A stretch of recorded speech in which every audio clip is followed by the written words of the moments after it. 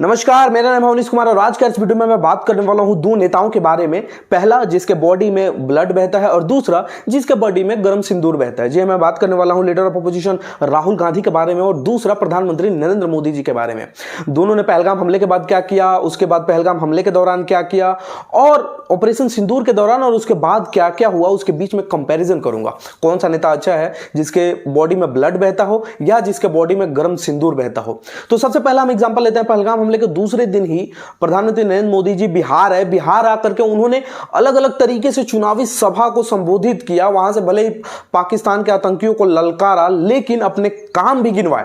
उनको बिहार में क्यों वोट देना है ये बातों पर भी उन्होंने चर्चा की, जबकि उस चीजों को वहां पे हम लोग डिनाई कर सकते थे। प्रधानमंत्री मोदी जी चाहते तो वो चीज ऑनलाइन भी हो सकती थी। दूसरा, राहुल गांधी क्या किए, राहुल गांधी उसी समय जिस समय ये प्रधानमंत्री मोदी जी बिहार में चुनावी सभा कर रहे थे उसी समय राहुल गांधी पहलगाम हमले के पास गए, वहां पे चाक चौबंद और सुरक्षा के नियमों को देखा और अलग अलग तरीके से निरीक्षण भी किया। दूसरा, प्रधानमंत्री मोदी जी बिहार चुनाव से लौटने के बाद अगले दिन ही गोदी मीडिया से मिले, उसके बाद बॉलीवुड एक्टर से मिले। लेकिन राहुल गांधी ने क्या किया, नरवाल फैमिली जो शहीद हुए थे नरवाल, उनके पत्नी को भी शहीद का दर्जा देने के लिए आह्वान किया, मांग किया सरकार से। हालांकि सरकार इस पे राजी नहीं हुई। सर्वदलीय बैठक में राहुल गांधी सबसे पहले पहुंचे, खड़गे जी सबसे पहले पहुंचे। कांग्रेस का एक एक कार्यकर्ता जिसकी बुलाहट की गई थी वो एकदम टाइम टू टाइम अपने सर्वदलीय बैठक में पहुंचा, वहां पे लोगों को संबोधित किया, उनके विचारों को जाना। लेकिन प्रधानमंत्री मोदी जी पहले सर्वदलीय बैठक में भी नहीं गए थे। अब पता नहीं प्रधानमंत्री जी खुद को इन सभी चीजों से बड़ा मानते हैं। नॉन बायोलॉजिकल तो बोल ही चुके हैं, अब हाल ही में वो ऐसा बोल चुके हैं कि उनके बॉडी में गर्म सिंदूर बह रहा है। तो हो सकता है कि वो नॉन बायोलॉजिकल हैं और बायोलॉजिकल जो मीटिंग्स होती हैं उसमें हो सकता है कि वो ना पहुंचे। लेकिन अगर हमने उनको प्रधानमंत्री बनाया है तो चाहे वो बायोलॉजिकल है, नॉन बायोलॉजिकल है, उनके बॉडी में सिंदूर बह रहा है, उनके बॉडी में गौमूत्र बह रहा है, कुछ भी बह रहा है, उससे मेरे को मतलब, हम लोगों को मतलब नहीं होना चाहिए। हम लोगों के लिए अगर बने हैं, हम लोगों ने बनाया है, तो डेमोक्रेसी का मतलब यही होता है कि जो भी जनता के लिए अच्छे कार्य हो उसमें प्रधानमंत्री जी को जाना चाहिए। और ऐसे आपातकालीन स्थिति में अगर सर्वदलीय बैठक में प्रधानमंत्री मोदी जी नहीं गए तो फिर गर्म सिंदूर बहवाने का क्या ही फायदा। ऑपरेशन सिंदूर के बाद सबसे पहला जो प्रधानमंत्री जी ने किया कि एक टेलीप्रॉम्प्टर लगाया मस्त और कैमरे से बातचीत कर ली और 20 मिनट 21 मिनट का जो वो वीडियो था वो हमारी जनता ने सुन लिया। उसके बाद 2 बार उन्होंने मन की बात भी कह डाली, 2 संडे निकल गए, लेकिन कभी भी प्रेस कॉन्फ्रेंस नहीं किया। लेकिन राहुल गांधी ने इसी समय में क्या किया कि विशेष सत्र, संसद का जो विशेष सत्र है उसके लिए आह्वान किया, लेकिन सरकार उसके लिए भी मान्य नहीं हुई, क्योंकि उसको पता है कि बहुत सारे अभी क्वेश्चंस हैं जो अभी बाकी हैं, जो ऑपरेशन सिंदूर करने के बाद भी बाकी हैं। पहला ये कि क्या वो 4 आतंकी मारे गए, इसका कभी भी अभी तक कोई भी जवाब सरकार की तरफ से नहीं आया, ना ही सेना की तरफ से आया। पहला। दूसरा, हमारी कितनी नुकसान हुई, कितने लोगों का जान माल का हानि हुआ, इसका विशेष ब्यौरा अभी तक सरकार की तरफ से नहीं आया है। और जिनका हानि हुआ है उसके लिए क्या क्या मुआवजा देने का सरकार की तरफ से ऐलान किया गया है, इस चीज का भी अभी तक कोई ब्यौरा सरकार की तरफ से नहीं दिया गया है। और जैसे ही संसद का विशेष सत्र आएगा तो ऐसे क्वेश्चन सरकार से लीडर ऑफ अपोजिशन पार्टियां जो है वो पूछना शुरू कर देंगे।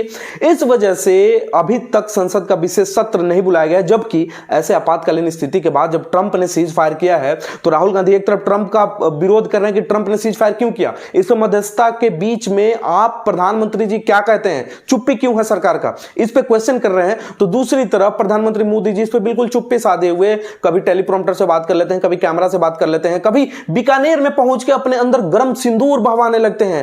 मोदी की नसों में लहू नहीं, गर्म सिंदूर बह रहा है। मोदी नॉन बायोलॉजिकल है, मोदी के अंदर गर्म सिंदूर बह रहा है, मोदी आग से तप गया है, मोदी गुस्से में है, ये सभी चीजें। ऐसा लग रहा है कि मोदी कोई बहुत बड़ा चीज है और कोई तीसरा व्यक्ति मोदी के बारे में बात कर रहा है। लेकिन आपको जान के हैरानी होगी कि ये जो मैंने सेंटेंसेस बोले ये मोदी जी के खुद हैं जब वो राजस्थान के बीकानेर में अपनी चुनावी सभा कर रहे थे।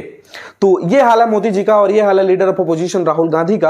राहुल गांधी एक तरफ पूंछ में गए, अभी परसों की बात है, और पूंछ में जाकर के लोगों से वहां का हालचाल जाना, गुरुद्वारा गए, मस्जिद गए, मंदिर गए, जहां भी क्षति हुई थी वहां गए Rahul Gandhi, leader of opposition वहां गए। और एक खास वाक्य क्या हुआ, जब ये पूंछ में घूम रहे थे तो नवभारत टाइम्स जो सुशांत सिन्हा जी इसका एडिटर है और ये चाटुकार मीडिया जब उनसे पूछने गई कि जे सर क्या, व्हाट इज जे, तो उन्होंने कहा डोंट वेस्ट माई टाइम और भगा दिया ऐसे, मतलब खदेड़ दिया एक तरह से। इसको बेल्ट ट्रीटमेंट कहते हैं, बेल्ट ट्रीटमेंट।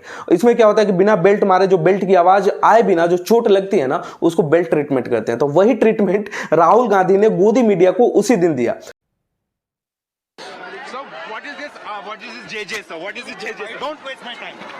और इस मेरे को तो बहुत अच्छा लगा क्योंकि सुशांत सिन्हा जैसे चाटुकार वाहियात गोदी मीडिया के एंकर्स को ऐसा अगर बढ़िया से धोया, उसको हालांकि 20 से 25 बार उन्होंने दिखाया और दिखाया कि भाई देखो मीडिया की इज्जत नहीं, तो क्यों इज्जत करेगा भाई। रूबिया इलाकत परसों की ही बात है कि उठ के खड़े होकर के कांग्रेस के प्रवक्ता के पास पहुंच गई। उस निर्लज्ज को इतना भी पता नहीं है कि एंकरिंग कैसे करते हैं। तो वैसे जिस तरीके से उन्होंने वहां पे खदेड़ा, मेरे को तो पर्सनली बहुत सुकून मिला। एक तरफ राहुल गांधी पूंछ में गए, वहां पे लोगों का ब्यौरा लिया, कौन कौन से लोग मारे गए, कितने सैनिक शहीद हुए, इन सबका ब्यौरा लिया, सभी क्षतिग्रस्त मकानों को देखा।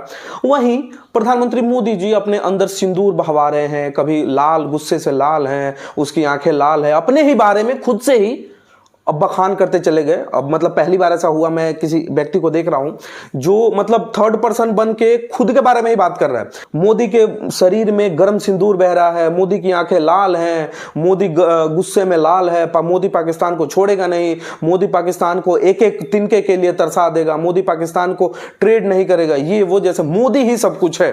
और एक तरफ गोदी मीडिया भी कहती है कि मोदी युग।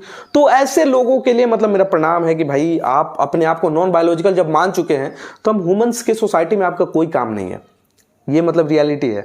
अगर आप नॉन बायोलॉजिकल हैं, अगर बायोलॉजिकल हमारी तरह नहीं है, अगर आप अमर हैं, नॉन बायोलॉजिकल अलग तरीके से आपकी बनावट हुई है, तो वो गर्म सिंदूर अपने खून में अगर आप दौड़ा रहे हैं, मतलब जो इतना जहरीला होता है वो लेड ऑक्साइड होता है, उस ऑक्साइड को आप अपने खून में दौड़ा रहे हैं। हमारे खून में तो ऑक्सीजन दौड़ता है, लेकिन आपके खून में लेड ऑक्साइड दौड़ रहा है, गरम गरम वो भी। तो भाई आप तो भाई किसी और ही प्लैनेट के हैं, मतलब इस प्लैनेट पे ये चीज़ें पॉसिबल नहीं है। बाकी आपको देखना है आगे आने वाले चुनाव में, 2029 के चुनाव में कौन नेता आपके लिए सही है, जो डिंग हाँकता हो या जो सच में जमीन पे जा करके जमीनी स्तर पे चीजें देखता हो, जो एक तरफ कैमरा के अलग अलग एंगल्स में मीटिंग करता हो, या जो सच में पैदल जा करके आराम से एक आम आदमी की तरह लोगों से मिले। क्या बैरिगेटिंग लगा के लोगों से मिलने वाला चाहिए आपको, या लोगों के बीच में जाकर बैठ के फोटो खिंचवाने वाला आपको चाहिए? तो जिस तरीके का आपको नेता चाहिए चुनना आपको है। और मेरे भी अगर खून का आज टेस्ट करवाना है कि मैं देखता हूं कि भाई मेरे अंदर भी अगर कुछ ऐसा पाया जाता है, गोबर, गौमूत्र, ऐसा कुछ अगर पाया जाता है तो मैं आप सभी को जरूर बताऊंगा। और मैं भी अगले वीडियो जरूर बनाऊंगा कि अवनीश के खून में लहू नहीं, गर्म गोबर या गर्म गौमूत्र बह रहा है। मिलते हैं अगले वीडियो में, तब तक के लिए इजाजत दीजिए।